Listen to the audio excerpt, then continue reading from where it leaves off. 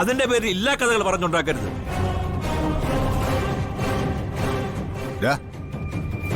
നീ അങ്ങനെ ചെയ്തിട്ടില്ലേ?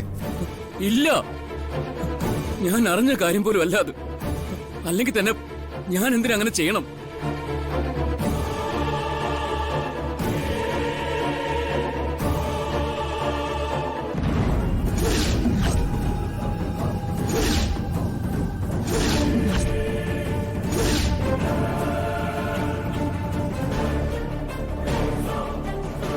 ഈ വീഡിയോയിൽ കാണുന്നവനാ സച്ചിയെ തട്ടിക്കൊണ്ടുപോയത്. അവന്റെ കൂടെ നിൽക്കുന്ന നീയല്ലേ ഇതിന്റെ എല്ലാം പുറകിൽ?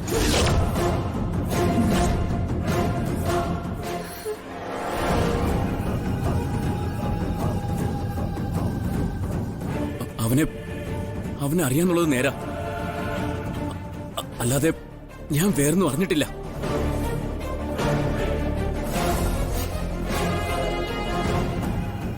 ആരാ സാറിനോട് ഈ കള്ളമൊക്കെ പറഞ്ഞു തന്നത്? സച്ചി തന്നെയാ.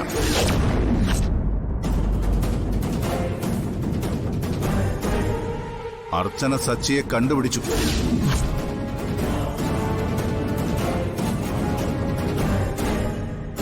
സച്ചി പറഞ്ഞതാ എന്നോടെല്ലാം.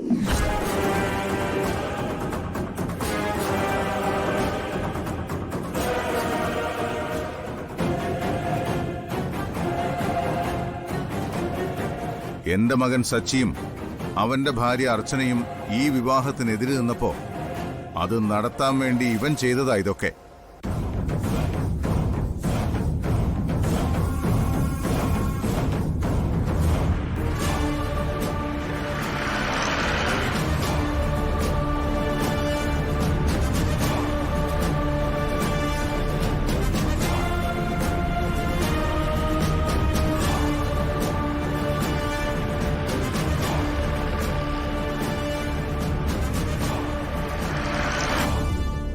എതിർത്തവരെയെല്ലാം ഇവൻ ഈ വിവാഹത്തിൽ നിന്ന് ഒഴിവാക്കി. സച്ചിയെ തട്ടിക്കൊണ്ടുപോയിട്ട് ഞങ്ങളുടെ മുമ്പിൽ നിന്ന് നാടകം കളിക്കുമായിരുന്നു അല്ലടാ?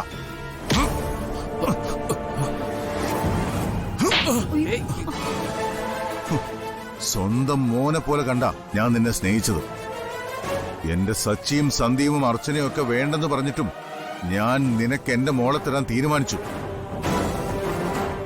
ആ എന്നോട് നീ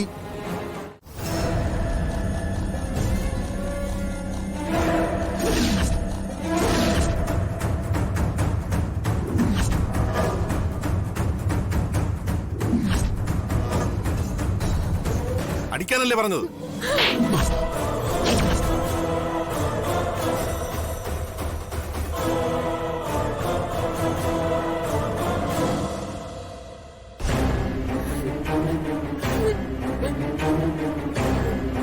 എന്റെ സച്ചിയും സന്ദീപിനെയും പോലെ ഒരു കൂടപ്പിറപ്പായ നിന്നെ ഞാൻ കണ്ടത്. പലപ്പോഴും അവരെക്കാളേറെ നിന്നെ ഞാൻ വിശ്വസിച്ചു. സച്ചി അർച്ചനയും എല്ലാവരും മാറി മാറി പറഞ്ഞതാ നീ ശരിയല്ലെന്ന്.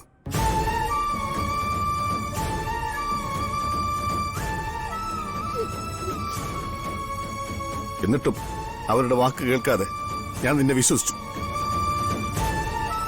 നീ എന്റെ മുന്നിൽ അഭിനയിക്കാണെന്ന് അറിയാതെ നീ പറയുന്നത് കേട്ടും വിശ്വസിച്ചൊക്കെ കൂടെ കൊണ്ട് നടന്നു. നിന്നെ ഞാൻ സ്നേഹിച്ചു.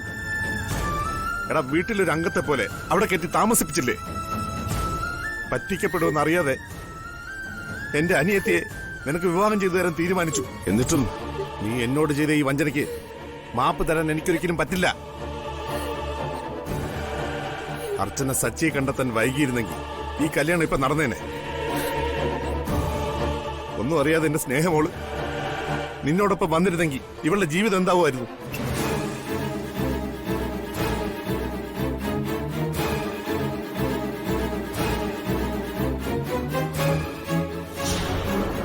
എന്നെയും എന്റെ കുടുംബത്തെയും ചതിച്ച നിന്നെ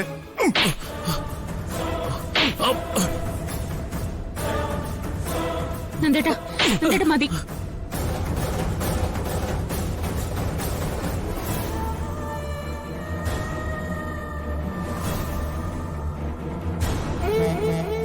നീ ഒരു തവണ എന്നോട് പറഞ്ഞത് ഓർമ്മയുണ്ടോ നിനക്ക്?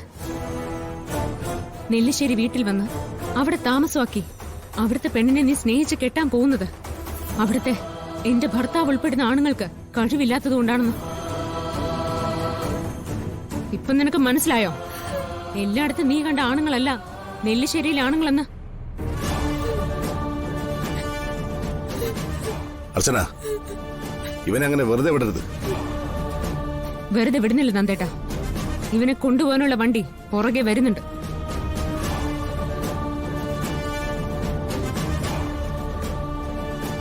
അച്ഛാ, നമുക്ക് വീട്ടിലേക്ക് പോവാം. ഇനി ഇവിടെ നിന്ന് ഓരോന്നും കണ്ടും കേട്ടും അച്ഛൻ വിഷമിക്കണ്ട.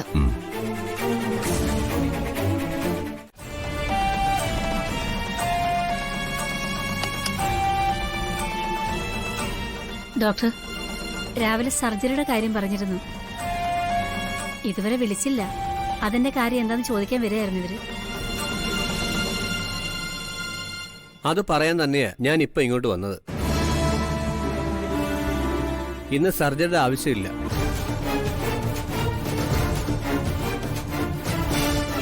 സ്കാനിംഗ് റിപ്പോർട്ടിന്റെ റിസൾട്ട് പോസിറ്റീവാണ്. അതായത് കുഞ്ഞിന്റെ പൊസിഷൻ ഏകദേശം നോർമൽ പൊസിഷനിലേക്ക് ആയിട്ടുണ്ട്.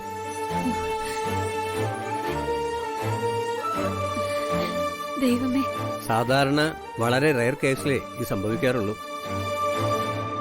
നിങ്ങൾക്ക് ഭാഗ്യമുണ്ടെന്ന് കരുതിയാൽ മതി. എന്റെ ഈശ്വര. 2-3 ദിവസം കൂടി നമുക്ക് വെയിറ്റ് ചെയ്യാം. നോർമൽ ഡെലിവറിക്ക് തന്നെ സാധ്യതയുണ്ട്. പക്ഷേ